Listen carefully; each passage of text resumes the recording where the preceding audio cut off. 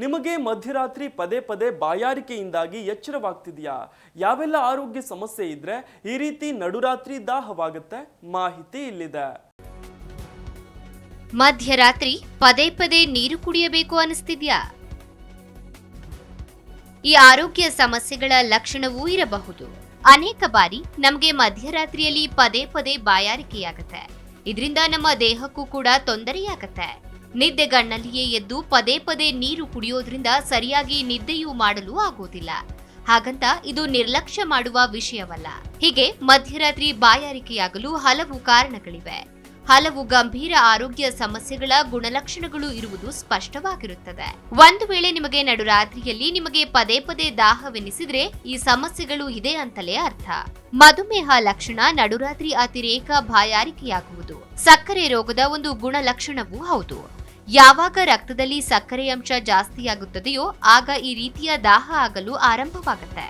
ಹೀಗಾಗಿ ನಿಮಗೆ ನಡುರಾತ್ರಿ ಜಾಸ್ತಿ ದಾಹ ಅನಿಸಿದ್ರೆ, ಪದೇ ಪದೇ ನಿದ್ದೆಯಿಂದ ಅದಕ್ಕಾಗಿ ಎಚ್ಚರಗೊಳ್ತಿದ್ರೆ ಕೂಡಲೇ ನಿಮ್ಮ ಶುಗರ್ ಚೆಕ್ ಮಾಡಿಸಿಕೊಳ್ಳೋದು ಉತ್ತಮ. ನಿರ್ಜಲೀಕರಣ. ಒಂದ್ ವೇಳೆ ನೀವು ಹಗಲಲ್ಲಿ ಹೆಚ್ಚು ನೀರು ಕುಡಿಯದೇ ಇದ್ರೆ ದೇಹ ರಾತ್ರಿ ಹೊತ್ತು ಹೆಚ್ಚು ನೀರು ಬೇಡತ್ತೆ. ಹೀಗಾಗಿ ಮಧ್ಯರಾತ್ರಿಯಲ್ಲಿ ನಿದ್ದೆ ವೇಳೆ ನಿಮಗೆ ಬಾಯಾರಿಕೆಯಾಗೋದು ಸಾಮಾನ್ಯ. ಇದನ್ನ ತಪ್ಪಿಸಲು ದಿನದ ವೇಳೆ ಕನಿಷ್ಠ 8 ರಿಂದ 10 ಗ್ಲಾಸ್ ನೀರು ಕುಡಿಯೋದನ್ನ ರೂಢಿಸಿಕೊಳ್ಳಿ.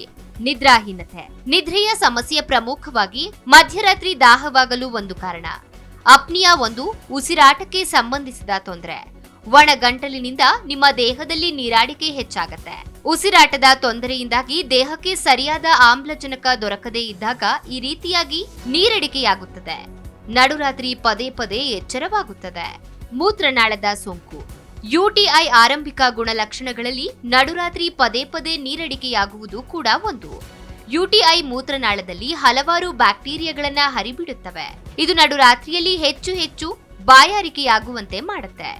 ಒಂದು ವೇಳೆ ನೀವು ಇದನ್ನ ನಿರ್ಲಕ್ಷಿಸಿದ್ರೆ ಮುಂದೆ ದೊಡ್ಡ ಸಮಸ್ಯೆ ಉಂಟಾಗುತ್ತೆ.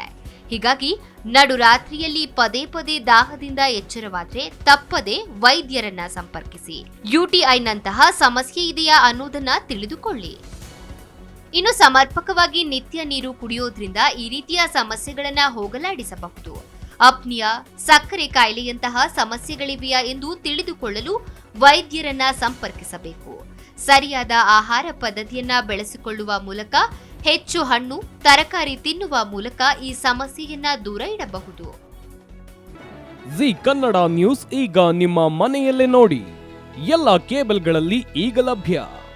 ಸನ್ direct 292, Jio TV 1334, U digital 162, city cable 51, GTPL 17, Abhishek cables 821, rock line telecommunication 51, Shri Basaveshwara number 60, Vinayaka digital number 53, in digital number 896ರಲ್ಲಿ. ನಿಮ್ಮಿಸ್ತದ ಜಿ ಕನ್ನಡ ನ್ಯೂಸ್ ನೋಡಿ ಆನಂದಿಸಿ.